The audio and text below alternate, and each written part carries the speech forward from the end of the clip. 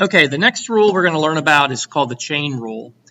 What you were doing up above when you were taking the derivatives, I didn't actually tell you were doing something, but let me kind of show you what you were actually doing now up above that you didn't know. So up above we had something like y equals x to the fifth. Okay, so let me page down. We had something like y equals x to the fifth. And then you took the derivative, so derivative y prime, 5 times 1 is 5, and then the exponent would go down by 1. So that was the derivative, and it was pretty easy. So here's what you were actually doing when you were doing this problem. You were actually doing the chain rule, but you didn't know it. So what you were actually doing is the problem was kind of like this. Now, you would never really write it like this, but this is what actually the problem was. So when you took the derivative, you took 5 times 1, which is 5. X would go to the fourth power, and you thought you were done, which you were. But what you were actually doing is you were actually taking the derivative of the inside also. The derivative of 1x is 1. Okay? So you were actually doing the chain rule on the problems up above, but the inside was x. So now you can see inside to the fifth power, it's not x anymore. It's something a little more complicated. So now when you do derivative for this particular problem, because the inside is not x, it's something more complicated, you have to do what's called the chain rule. All right. So the derivative of y is y prime. Same thing. 5 times 1 is 5. X cubed plus 1 goes to the fourth. And then on the back end, you want to do the derivative of the inside. So here's where it's one more step. So the derivative of the inside is 3x squared. So when you simplify, basically you just do 5 times 3 and then carry the x squared along. So with these, there's usually not a whole lot of simplification. Okay?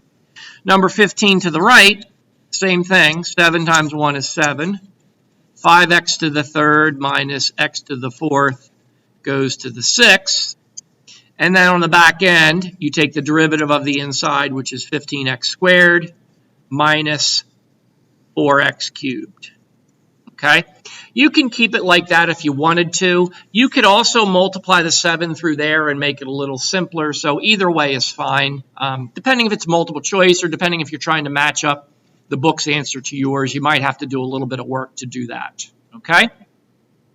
All right, number 16. This one I'm going to show you. You can kind of look at 16 and 17 and say, okay, I'm going to use that quotient rule that he talked about. Well, for 17, I would use the quotient rule. But for 16, what I would do, and let me show you some of these little tricks along the way here to make the problem a little easier. So what I would do when I would do this guy is I would move that exponent to the top and make it -3. Okay? If there wasn't a 1 there, there's actually a 1 out front here. If this was a 2, you would still have a 2 out here. It really wouldn't be any different other than this number would come out front. So now you're ready to do the derivative. -3 times 1 is -3. 3x minus 2 goes to the -4th power. And then you take the derivative of the inside, which is 3. So now, maybe to write this, like I said before, you might have to do a little bit to match the book. So -3 times 3 is -9 on the top. And then what you can do is the bottom, you can move that to the 4th power if you want to make it positive. So either answer, whether you keep this on the top with a -4 power is acceptable for me, but some professors prefer no negative exponents. Okay? Number 17, that one you pretty much have to do the quotient rule because this is an x on the bottom. So here's the quotient rule for this one. You start with bottom guy. So now when you do the derivative of the top is this chain rule. So 3 times 1 is 3. X squared plus 5 goes to the 2nd power. And then you take the derivative of the inside, which is 2x. Minus top guy, x squared plus 5 to the 3rd, times the derivative of the bottom. The derivative of the bottom is 1. So on here, all the way on the right, there's actually a 1 there, but I'm not going to write it. All over bottom guy squared. All right. So now this particular problem, you can't really cancel anything. So let me kind of multiply everything together here. So you get 6x squared plus 5 squared, minus, and then this thing here, okay, all over x squared. You cannot cancel the x squared because this last thing does not have an x squared in it. Every single one of these terms, if you will, these three terms have to have an x squared in them.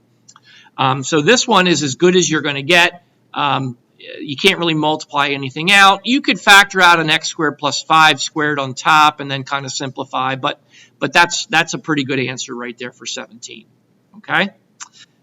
Number 18, two things multiplied together. So this is the product rule. So here we go with the product rule. First guy, derivative of the second guy.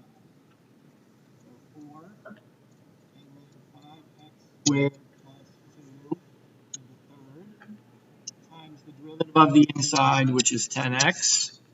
All right. So first guy, derivative of the second guy, plus second guy, 5x squared plus 2. Fourth,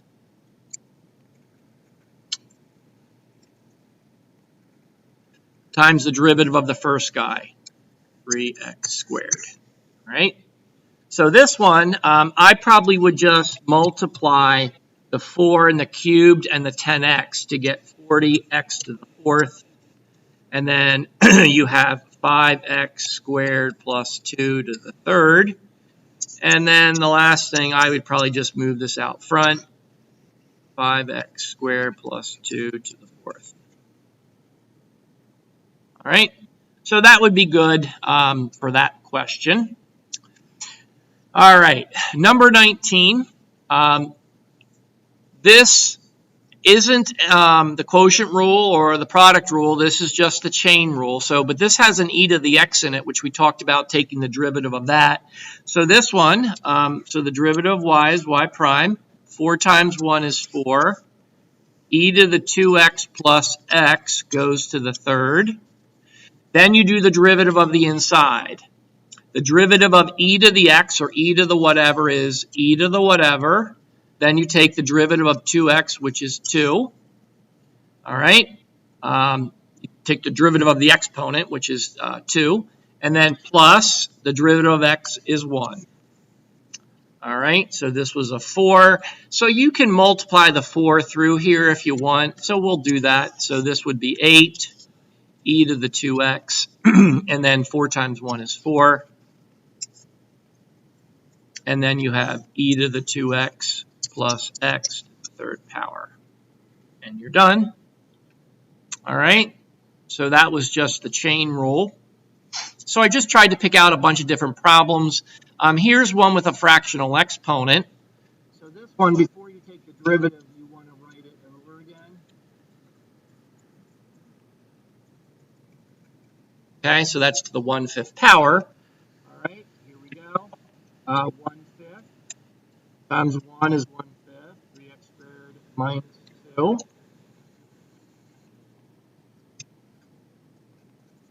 To the negative 4/5, you subtract a power. And then you take the derivative of the inside, which is 6x. This one, there's very little you can do. 6 times 1/5 is 6/5. Put an x there. That's kind of in the middle / on top, if you will. And then I would just kind of write this thing over. And you're done. All right. Okay, next one. Let's write that one a little differently. This one isn't any of the rules except when you get to the top, when you take the derivative of the exponent. So this exponent is 2x plus 1 to the 1/2. Okay? All right. So now, here we go. Derivative of y is y prime. The derivative of e to the x or e to the whatever is e to the whatever. All right. Then we have to take the derivative of the exponent. So the exponent is 2x plus 1 to the 1/2. All right. So down here is the derivative of the exponent. 1/2 times 1. 2x plus 1 goes to the negative 1/2. And then you take the derivative of the inside, which is 2. And you're pretty much done. This one, you just take 2 times 1/2, which they cancel each other out. So if you wanted to kind of write this one, maybe to match the book, this thing's going to stay on top. So it'll probably switch it to a root like this, 2x plus 1. And then on the bottom, it'll have, since this exponent is negative, it'll actually have 2x plus 1 like that, square root of it.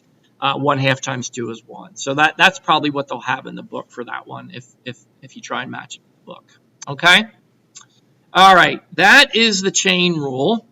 So the next thing we're going to talk about is, it's the derivatives of trig functions. There's 6 trig functions, and every trig function has a derivative. Okay, so basically you just have to follow the formulas with these a little bit, at least for the first couple. So there's 2 types of trig derivatives. There's one where you basically look on the sheet because all of the trig functions are to the first power. Okay, the 5x is the angle.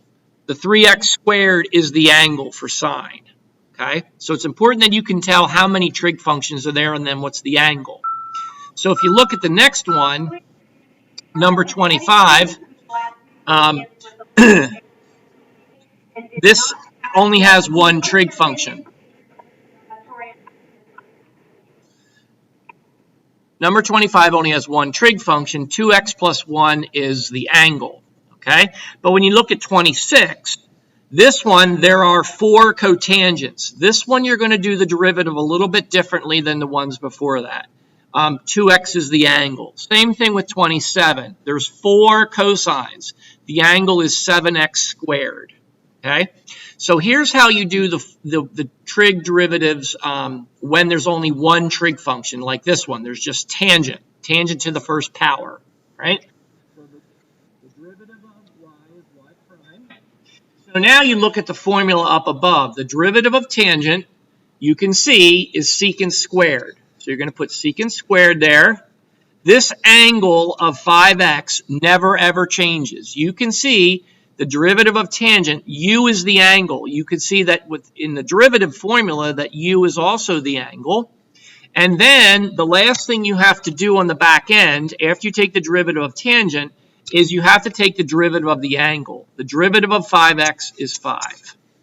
Okay? That's what the du dx means. It means take the derivative of u, take the derivative of the angle with respect to x. Now, we're not really talking too much about with respect to x yet, because that's what we're taking the derivative with respect to.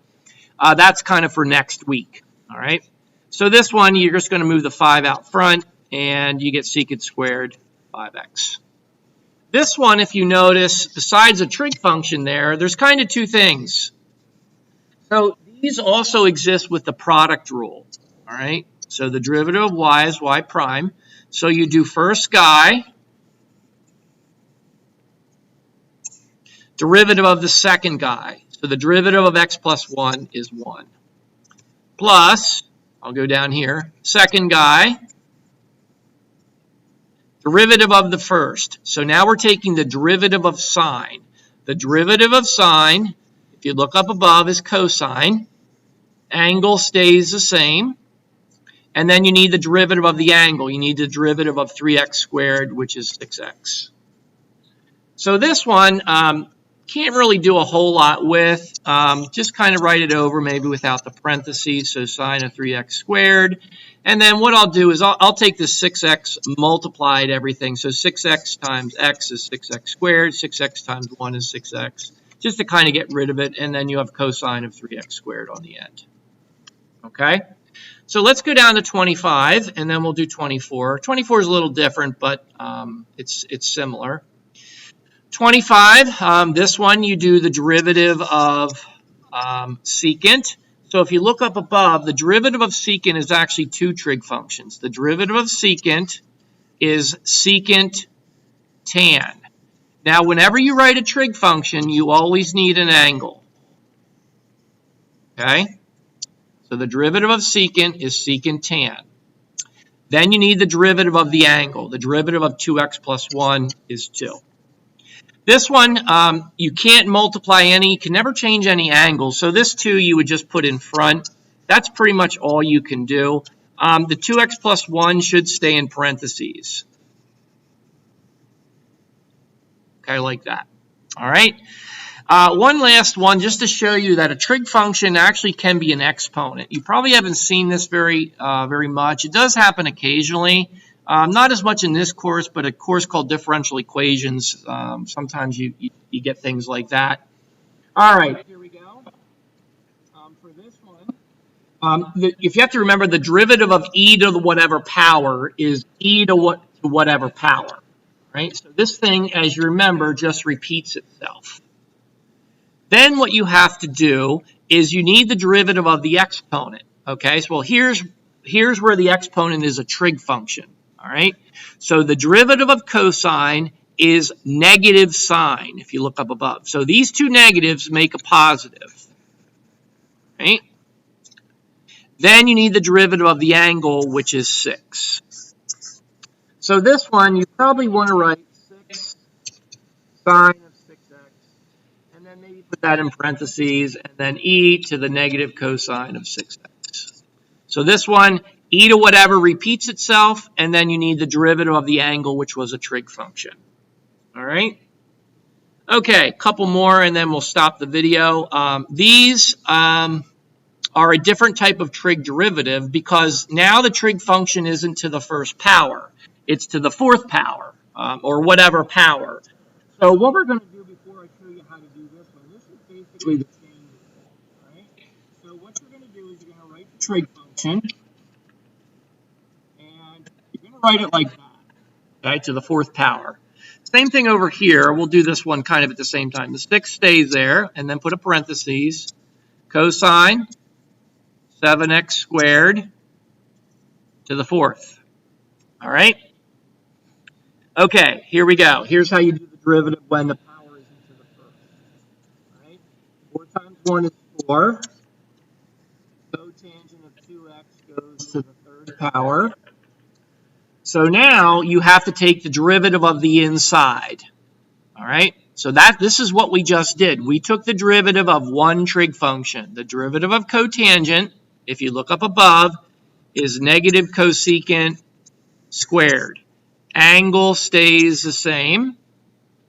And then you need the derivative of the angle. The derivative of 2x is 2. So when you simplify this one, you do 8 times negative 2, which is negative 8. Cosecant squared 2x squared, cotangent of to the third power of 2x. So you can leave the power out here as a 3, or you can put it inside. Either one is fine for me. It doesn't really matter. Number 27 is similar, but there's a number out front. So you take 4 times 6, which is 24. Cosine of 7x squared goes to the third power. Okay? Then you take the derivative of the inside, which I'm going to kind of put down here. The derivative of cosine is negative sine.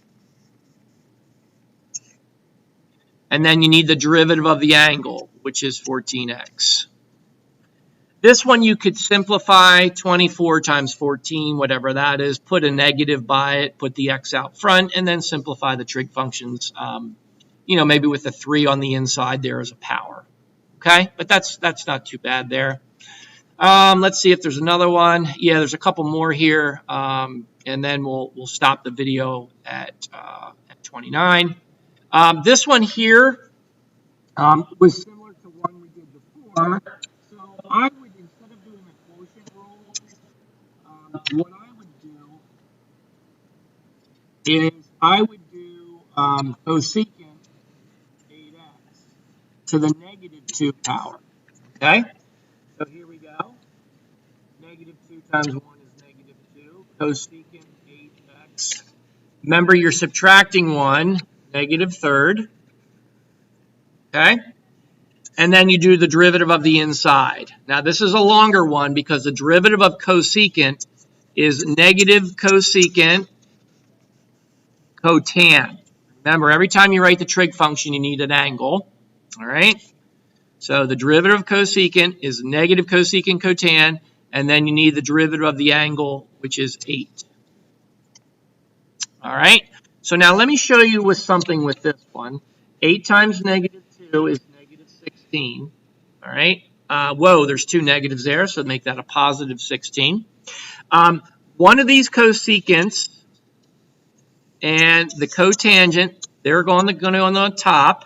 And on the bottom, you're going to have cosecant of 8x to the 3rd power.